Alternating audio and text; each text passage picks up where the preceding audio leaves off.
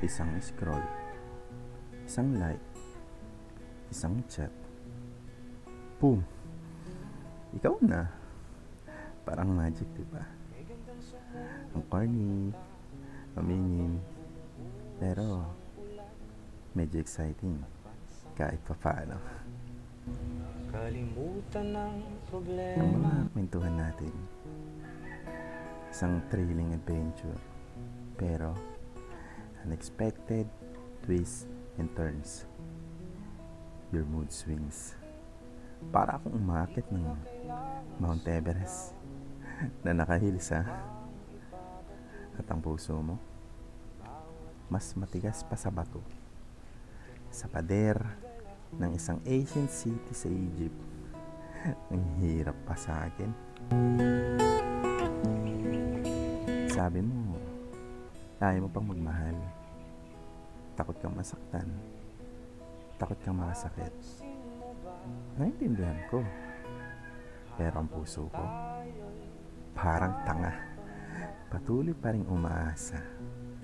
Umaasa na baka magbago ang isip mo. Naghihintay ng milagro, pero ang milagro mukhang nag-o-overtime pa yata.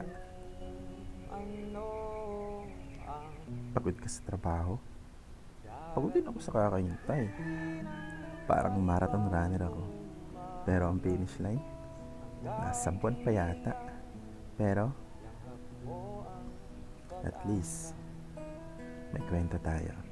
Isang kwento ng lalaking naghihintay at isang babaeng nagpapahinga. Ay mahalaga, sumabay sa Kaya eto ako, nakikipaglaro sa mood mo. Parang bata na naghihintay ng candy. Pero ayos lang. Maghihintay ako hanggang sa mapagod ka na rin maging matigas ang puso. Sana lang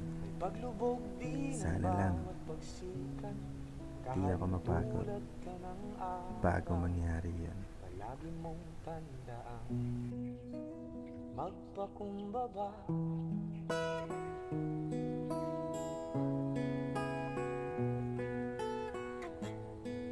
Ang buhay ay isang tula at tayo ang mga sumusulat nito. Tumayo Ako ka nga kung po pala si Tito nadarapa, Jordan tuloy at ito ang ang makabuhang inyong kwento. gala.